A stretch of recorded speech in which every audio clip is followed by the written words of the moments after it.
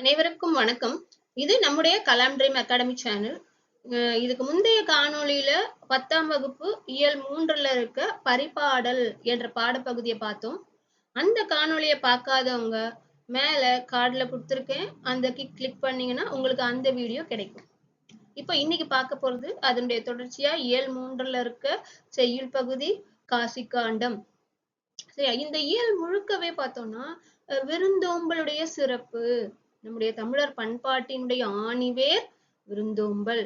நம்மளுடைய பின்பற்றி வர நிறைய பழக்க வழக்கங்கள்ல இன்னைக்கும் முடிந்த அளவுக்கு நம்மால பின்பற்றப்படுகிற ஒரு பழக்கம் அப்படின்னு சொன்னா, ஒரு வழக்கம் அப்படின்னு சொன்னா விருந்தோம்பல். அப்படி அந்த காலத்துல விருந்தோம்பல் செய்கின்ற முறை, எப்படி நம்ம வீட்டுக்கு வர்றவங்கள வரவேற்கணும், எப்படி உபசரிக்கணும், எப்படி எல்லாம் கவனிச்சுக்கணும் அப்படின்னு சொல்றதுதான் இந்த காசிக்காண்டம் என்ற பாடப்பகுதி. இந்த காசிக்காண்டம் பெரும்பாலும் பாத்தீங்கன்னா சிவபெருமானுடைய சிறப்பு, காசி நகரத்தினுடைய சிறப்பை சொல்றதா இந்த காசிகாண்டம் என்ற நூல். இதனுடைய ஆசிரியர் அதிவீரராம பாண்டியர்.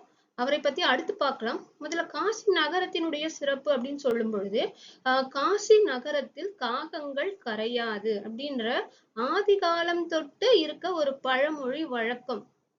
இதுக்கு 2-3 சான்றுகள் சொல்லலாம். அதாவது காசி நகரத்துல காகங்கள் ஒரு முனிவருடைய சாபத்தால காகங்கள் கரையல அப்படின்னு ஒரு வழக்கம் இருக்கு.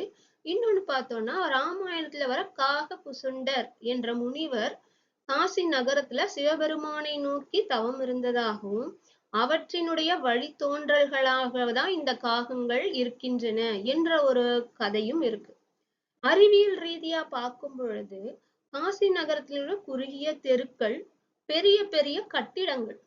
இதன் காரணமா காகங்களுடைய ஒளி எதிரொலிக்கும். அந்த எதிரொலி காகங்களுக்கு ஒரு குழப்பத்தை ஏற்படுத்துன்றதுனால காகங்கள் கரைவதில்லை என இந்த காசி நகரத்துல காகங்கள் கரையாதுன்றதுக்கு நிறைய காரணங்கள் சொல்லப்படுது. இதுல எதெல்லாம் நம்ம நம்ப தகுந்தது என்பதை நாம அவங்கவுங்க ஆராய்ஞ்சு பார்த்துக்கலாம். இப்போ சிவபெருமானுடைய ஒரு சிறப்பை சொல்கின்ற ஒரு நூலாக இந்த காசிகாண்டம் இருக்கு. புனித தலங்கள்ல கங்கையாறு பாய்கின்ற புனித தலங்கள்ல ஒன்று இந்த காசி நகரம். நமக்கு முக்தி தருகின்ற 7 திருக்கோவில்கள்ல இந்த காசி நகரமும் ஒன்று அப்படின்னு சொல்லலாம். ஆனா இந்த காசி காண்டத்துல நாம பார்க்க போற பாடப்பகுதி காசி நகரத்தினுடைய சிறப்பு கிடையாது. இதுல அதிவீரராமர் பாண்டியரால பாடப்பட்ட இந்த விருந்தோம்பல் பண்பை பற்றி நாம இந்த பாடல்ல பார்க்க போறோம். சரிங்களா? அதுக்கு முன்னாடி அதிவீரராம பாண்டியரை பற்றி ஒரு சில செய்திகளை நாம தெரிஞ்சுக்கலாம். இவருடைய இயற்பெயர் சீவலமாறன். அதிவீரராம பாண்டியன் ஒரு பெரிய பேரரசர் அப்படின்லாம் சொல்லிட முடியாது. பாண்டியர் குலத்தை சேர்ந்த ஒரு கொற்கை நகரத்தினுடைய அரசர். ஒரு சிறிய நிலப்பகுதியை ஆண்டு கொண்டிருந்தாலும் சிறந்த கவிஞர், நல்ல மொழிப்பற்றாளர், சிறந்த கவிஞர். அவர் இயற்றிய பல நூல்கள்ல முக்கியமான நூல் குட்டி திருவாசகம் என்று சொல்லப்படுகின்ற திருக்கருகை திருவந்தாதி.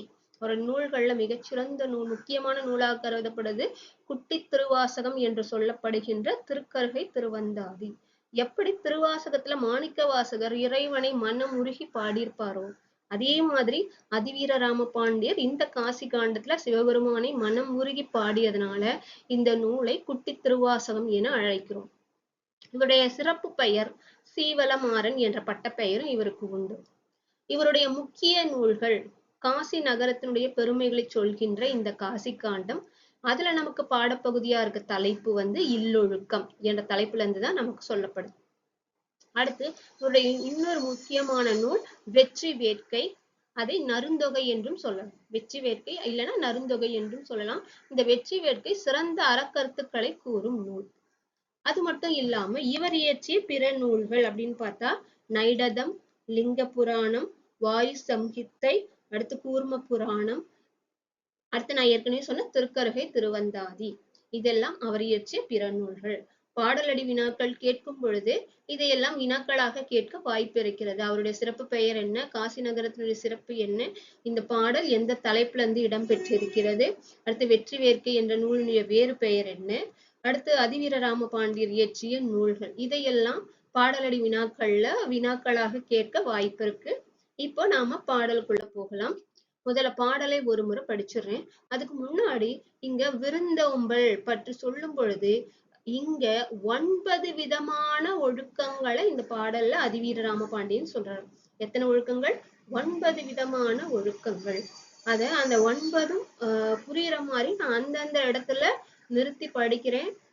எல்லாருக்கும் அது புரியுற வகையில இருக்கிறதுக்காக உங்களுக்கு புரியணும். இப்ப வியத்தல், அந்த தல் சவுண்ட்ல எங்க எல்லாம் முடியுதோ அதெல்லாம் ஒவ்வொரு ஒழுக்கமா நீங்க மனசுல பதிய வச்சுக்கலாம். இந்த அல் சவுண்ட்ல எதெல்லாம் முடியுதோ அதெல்லாம் ஒவ்வொரு ஒழுக்கமாக இந்த பாடல்ல அதிவீரராம பாண்டியர் 9 ஒழுக்கங்களை சொல்லியிருக்காரு. மாணவர்கள் இதை படிக்கும் பொழுது முதல்ல 9 ஒழுக்கங்கள்ன்றத மனதுல பதிவு வச்சுக்கணும். அதை படிப்படியா ஒண்ணா ஞாபகம் வச்சுக்கணும். சரியா? இப்ப நான் பாடலை முதல்ல ஒரு முறை படிக்கிறேன். விருந்தினனாக ஒருவன் வந்து எதிரின் வியத்தல், இது 1. விருந்தினனாக ஒருவன் வந்து எதிரின் வியத்தல் 1. நன்மொழி இனிது உரைத்தல் 2. திருந்துற நோக்கல் 3.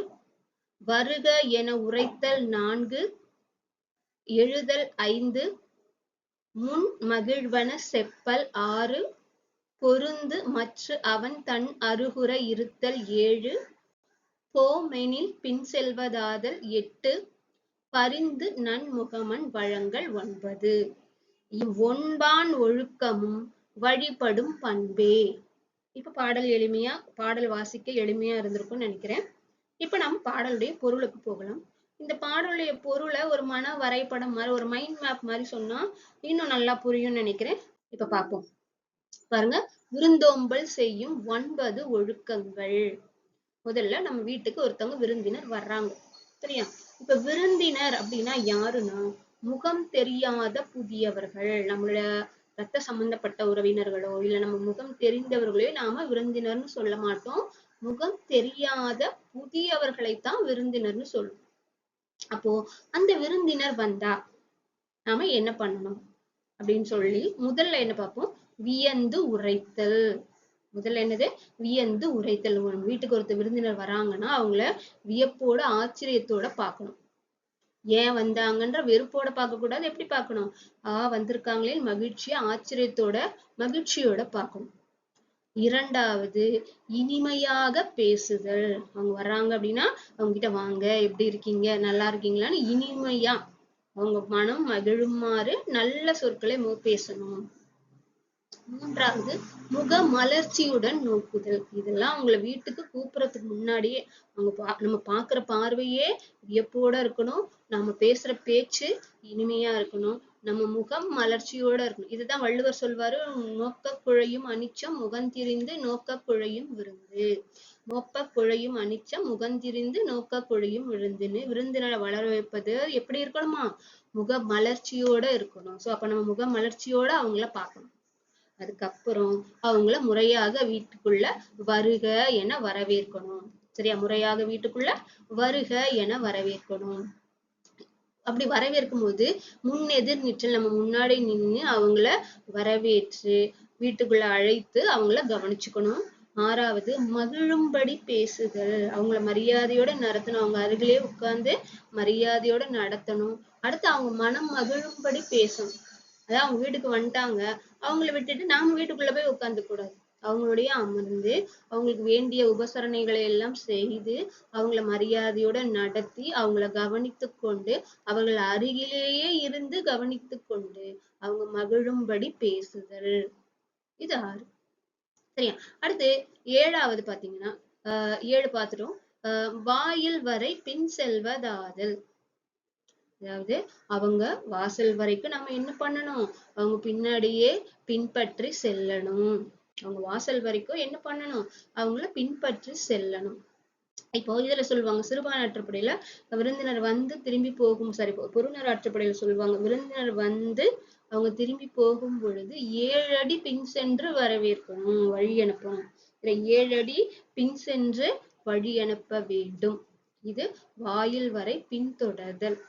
அப்படி வாசல் வரைக்கும் போயாச்சு. அதுக்கப்புறம் என்ன பண்ணணும்? அவங்கள முகமன் கூறி வழி அனுப்பல். நீங்க வந்ததுல எங்களுக்கு ரொம்ப மகிழ்ச்சி. நன்றி, எப்ப வேணாலும் வாங்க அப்படின்னு மகிழ்ச்சியோட, நாம ஏன் வந்தாங்கன்ற விருப்பம் காட்டாம அவங்க செல்கின்ற வரைக்கும் அவங்களை என்ன பண்ணணும், மகிழ்ச்சியோட அந்த சிரித்த முகம் மாறாமல் நல்ல வார்த்தைகளை கூறி, நல்லா இருக்கணும், நீங்க வீட்டுல இருக்கவங்கள விசாரிச்சதா சொல்லுங்க, எல்லாரும் கேட்டதா சொல்லுங்க அப்படின்னு சொல்லுவோம் இல்லையா. நம்ம வீட்டுக்கு யாராவது உறவினர்கள் வந்தா வீட்டுல இருக்கவங்கள கேட்டதா சொல்லுங்க, அக்காவை கேட்டதா சொல்லுங்க, மாமாவை கேட்டதா சொல்லுங்கன்னு சொல்லுவோம் இல்லையா. அந்த மாதிரி அவங்க செல்லும் பொழுது நல்ல சொற்களாக முகமன் கூறி அவர்களை வழி அனுப்புதல். சோ இந்த 9 தான் விருந்தோம்பல் பண்பு என அதிவீர ராமபாண்டியன் சொல்றாரு. முதல்ல வீட்டுக்கு வந்தவங்களை வியப்போட பார்க்கணும். அடுத்து இனிமையாக பேசணும். அவங்கள முகமலர்ச்சியோட பார்க்கணும். அடுத்து நல்ல முறையில அவங்கள வரவேற்கணும். எப்படி, வாசல் வரைக்கும் நம்ம உட்கார்ந்து இருந்த இடத்துலயே வாங்க அப்படின்னு சொல்லாம உட்கார்ந்த இடத்த விட்டு எழுந்து போய் வாசலுக்கு சென்று வரவேற்கணும். அடுத்தது அவங்களுடைய அருகில உட்கார்ந்து அவங்களுக்கு தேவையானதை எல்லாம் கவனித்து கொண்டு அவங்க கிட்ட நல்ல முறையில பேசணும். அடுத்து அவங்க செல்லும் பொழுது வாசல் வரைக்கும் சென்று வழி அனுப்பணும். இப்படி செல்கின்ற சூழ்நிலையில நல்ல முகமன் கூறுதல், நலம் விசாரித்து மகிழ்ச்சியோடு அவங்கள கடைசி வரைக்கும் வழி அனுப்பணும். இந்த 9 பண்புகளை விருந்தோம்பலனுடைய ஒழுக்கங்களாக அதிவீர ராமபாண்டியன் சொல்லியிருக்காரு. சரியா, மகிழ்ச்சியான வரவேற்பு, முகமலர்ச்சி, உள்ள முறையா அழைத்து வருதல், அருகில் அமர்ந்து அவர்களோடு மகிழ்ச்சியாக பேசிக்கொண்டு இருத்தல். இது அத்தனையும் விருந்தோம்பல் பண்பாக யார் சொல்றா, அதிவீர ராமபாண்டியன். இது என்ன நூல், காசி காண்டம். என்ன எந்த தொகுப்புல இருந்து எடுக்கப்பட்டிருக்கு, இல்லொழுக்கம். அதிவீர ராமபாண்டியருடைய வேறு பெயர் என்ன பார்த்தோம், சீவலமாறன். இதெல்லாம் அப்பப்போ நினைவுபடுத்திக்கிட்டே இருந்தாதான் வினாக்களுக்கு எளிமையா பதில் அளிக்க முடியும். அடுத்து சிறப்பான வழியனுப்பல், அதுதான் நம்ம பார்த்தோம். 7 அடி பின் சென்று அவர்களை வழி அனுப்புதல். வாயில் வரைக்கும் அவங்க வீட்டுக்கு செல்லும் பொழுது வீட்டின் வாயில் வரை சென்று அவங்கள வழி அனுப்பணும். முகமன் கூறல் பொழுது அவங்க விடை பெறும் பொழுது அவர்களை புகழ்வது போல நல்ல முறையில அவங்கள வழி அனுப்புது. இதுதான் நம்முடைய தமிழர் மரபு. இத படங்கள் மூலமாகவே உங்களுக்கு, ஏன்னா கற்றலினும் கேட்டல் என்று கண்ணால பார்க்கிறதும் காதால கேட்கும் பொழுது பாடப்பகுதி இன்னும் எளிமையா இருக்குன்றதுக்காக தான் அதற்கு பொருத்தமான படங்களோட விளக்கங்களோட உங்களுக்கு கொடுத்திருக்கேன். நிச்சயமா இது உங்களுக்கு பிடிச்சிருக்கும்னு நம்புறேன். இந்த காணொளி உங்களுக்கு பிடிச்சிருந்தா நம்ம சேனலை இது வரைக்கும் நீங்க சப்ஸ்கிரைப் பண்ணலன்னா சப்ஸ்கிரைப் பண்ணிக்கோங்க. ஆல்ரெடி சப்ஸ்கிரைப் பண்ணவங்க திரும்ப சப்ஸ்கிரைப் பட்டனை கிளிக் பண்ண வேண்டாம், ஏன்னா அது அன்சப்ஸ்கிரைப் ஆயிடும். நம்ம சேனல் லைக் பண்ணிக்கோங்க. மறக்காம உங்க நண்பர்களுக்கும் ஷேர் பண்ணுங்க. நன்றி, வணக்கம்.